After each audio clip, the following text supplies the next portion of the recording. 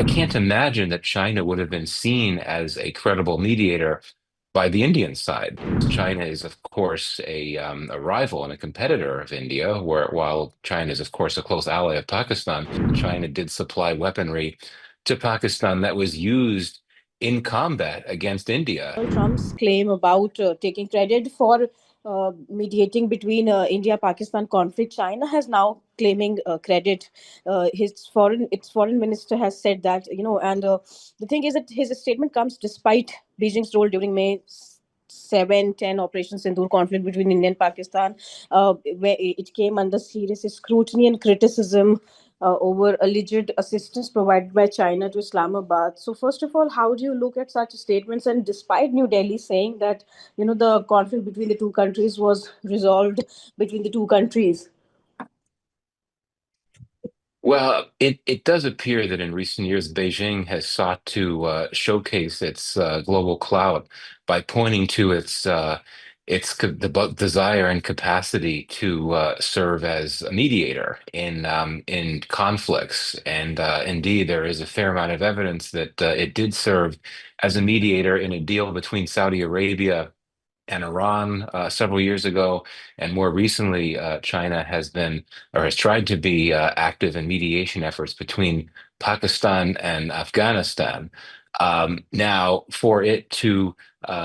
say that it was involved in mediation efforts in the India-Pakistan conflict back in May, I'm not sure how credible a claim that is, to be very honest, just because I can't imagine that China would have been seen as a credible mediator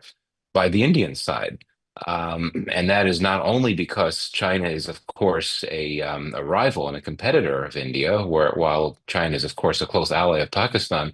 but also because there is good reason to believe that China did supply weaponry to Pakistan that was used in combat against India. And that would be like someone giving a match to someone else and then trying to help that person put out the fire, so to speak. It simply would not be very credible. So I think that we need to treat with some skepticism this claim made by Beijing that it was involved in mediation efforts. Certainly can't rule it out, but I just find it hard to believe that Beijing would have played a prominent role as a third party mediator. Again, there's good reason to think there was some third party mediation, but given where Beijing stands vis-a-vis India and China as a rival of India, as a close ally of Pakistan, I can't imagine it would be seen as a as a particularly credible third-party actor in the context of that conflict. Eye toward what is coming in Bangladesh's politics, where there's a very good chance that the next government in Bangladesh after the election in February will be led by the BNP, the party of the late Khalida Zia. And my sense is that the Indian government will be keen to engage with such a government, one led by the BNP, even with the problems of the past and some of the tensions that were there between New Delhi and the BNP in the past. I think that there's a recognition that it's important to get this relationship back on track, and so long as it's a government that India can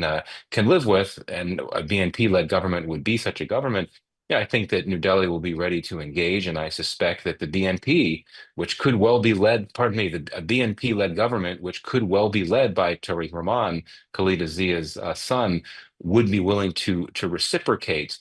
even though for sure, given the current climate in Bangladesh right now, where there's a lot of anti-India sentiment, there could be some risks, some domestic political risks there for the next elected government in Bangladesh to extend a hand to the Indian side. Though I still suspect that we're likely to see that happen.